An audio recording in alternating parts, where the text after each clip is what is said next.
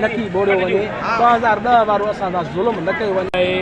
असां सभु ख़ैर नातन शाह जा तालके वासी जेके बि 2010 में हिननि जे कूड़नि दिलासनि आसरनि जे करे सुता पिया हुआसीं ऐं इहो इमरान ज़फ़र लिगारी उन वक़्त में MLA हुयो।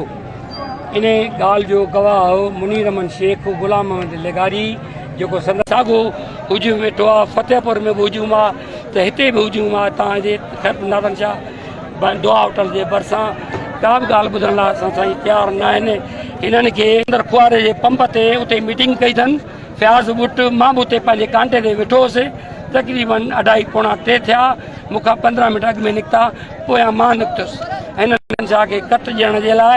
जॾहिं त हिननि ज़ालमनि हुकूमत वारनि जेको 2010 में कट जितां पाणी ख़ैर नातन शाह खे ॿोड़ियो हो साॻियो रस्तो अॼु ॾींहं ताईं बंदि न कयो अथनि।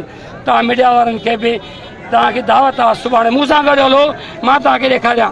ये अॼु असांजो काफ़ी शाम खां वठी पुरअमन एहतिजाज लॻो पियो आहे। पूरे शहर जा माण्हू हर पार्टी सां हर मज़हब सां हारी नारी महिनतकश मज़दूर सभु माण्हू अचे हिते कठे थिया आहिनि। इहे अॼु असांजो जेको धरणो आहे त असांखे ख़बर पई त मंझंदि रफ़ीक जमाली फयाज़ बुट साहब DC दादू जाम खान शोरू ऐं ॿिया ऑफिसर गॾिजी सॼी MLA बि ट्रेन ते आया। 2010 में जॾहिं फंड लॻो उन जाइ खां हिननि इहा सलाह की त हितां कट कजे जीअं ख़ैर नातन शाह गुॾी वञे या असां करप्शन कयूं। जेके अरबे खरबे रुपया ॿाहिरि मुल्कनि खां असां मंज़ूरु कराइनि उहे कीअं असां करप्शन कयूं। जीअं असांखे ख़बर पई ही मिसकिन मारवाड़ा पंहिंजे घरनि मां निकिरी पिया। पहिरियां हिन बरसाति जे करे हिन जा घर घाट बनियूं ॿार सभु तबाह ऐं बर्बादु लॻा पिया आहिनि। माण्हू कैंप में रहिया पिया। न कंहिंखे टेंट आहे न कंहिंखे राशन आहे। हिते राशा खाशा लॻो पिया। पीपल्स पार्टी पंहिंजे माण्हुनि खे जेके हिननि UC ते चेयरमैन ऐं काउंसलर शहर ते बीहारिया आहिनि उनखे टेंट ॾियनि था राशन ॾियनि था। हिननि इहा सियासत शुरू करे छॾी आहे।